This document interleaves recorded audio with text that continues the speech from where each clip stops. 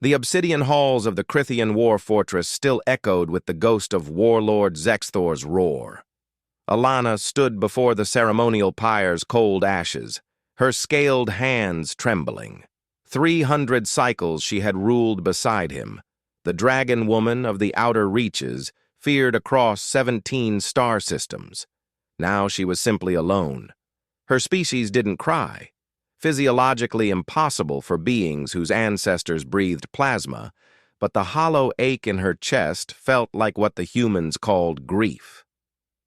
"Ma'am, I'm sorry, but I need to clean this chamber." Alana's vertical pupils contracted as she turned. A human stood in the doorway, young by their brief standards, perhaps 20 solar years. He wore the gray coveralls of station maintenance, a cleaning cart beside him. His name tag read, Abel. "This is the Memorial Hall," Alana's voice rumbled, smoke curling from her nostrils. "It is not to be disturbed."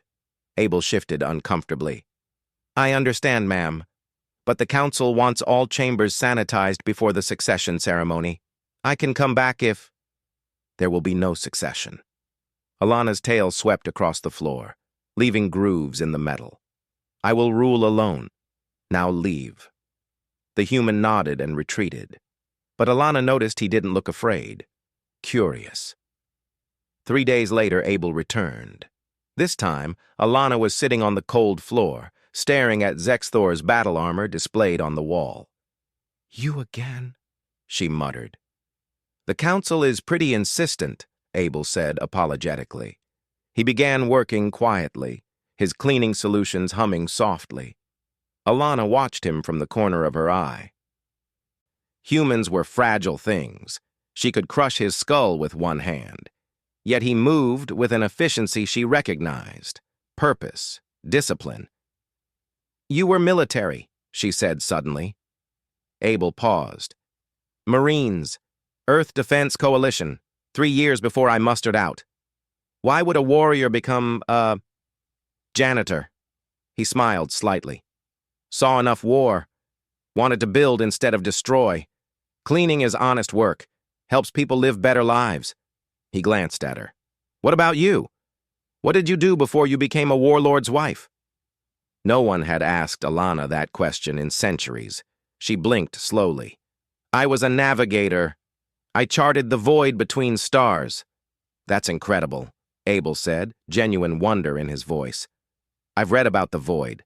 The gravitational anomalies alone would—" He stopped, looking embarrassed. "Sorry. I'm rambling." For the first time since Zexthor's death, Alana felt the edge of her mouth twitch upward. "Continue." Over the following weeks, Abel's cleaning schedule somehow always brought him to whatever chamber Alana occupied.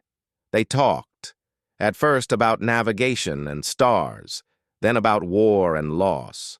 Abel had lost his entire squad to a Crithian raid, a fact that should have created hatred between them, but instead created understanding.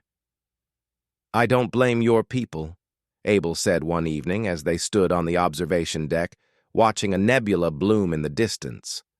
"War makes monsters of everyone. What matters is what we choose after." Alana's clawed hand rested near his human one on the rail, so close, yet separated by everything: species, culture, power. "The council wants me to choose a new mate," she admitted. "Another warlord. To maintain the alliance." "What do you want?" The question struck her like a plasma bolt. What did she want? For 3 centuries, she'd wanted what Zexthor wanted. Before that, what her clan wanted. "I don't know," she whispered. Abel turned to her, his soft human eyes meeting her reptilian gaze. "Then maybe it's time to find out." The council meeting was a disaster. "A human?" War Chief Grathtalk slammed his fist on the table. "You would disgrace Zexthor's memory with this janitor?" Alana's scales rippled with barely contained fury. "I disgrace nothing. Abel has more honor in his fragile bones than most warriors have in their entire bodies. He's weak, powerless. He survived losing everything and chose kindness over vengeance. Alana roared, flames licking from her jaws. He finds purpose in service. He sees value in the small things that keep civilizations running. That is not weakness. That is strength you cannot comprehend. The chamber fell silent. Alana continued, her voice steady. Zexthor taught me conquest. Abel is teaching me something harder. How to live without war. How to find meaning in peace. If that makes me unworthy to rule, then I abdicate. She stood, her massive form towering over the assembly. But I will not apologize for choosing someone who reminds me why we fight in the first place, to protect the quiet moments, the gentle souls, the ones who clean up after our battles and build what we destroy. Abel waited outside the council chamber, nervously adjusting his coveralls. When Alana emerged, he couldn't read her expression. "Well?" he asked. Alana's fearsome face softened into something he'd learned to recognize: joy. "They have agreed to respect my choice, though Grathtok called you the weakest consort in Crithian history." Abel laughed. "He's probably right." "He's absolutely wrong." Alana's tail wrapped gently around his waist, careful not to crush. "You taught a dragon woman how to navigate again, not through the void between stars, but through grief, through loss, toward something new." She lowered her massive head until her snout nearly touched his forehead. "I loved Zexthor, but he belongs to the past. You, Abel the janitor, the gentle warrior, the builder, you are my future, if you'll have me."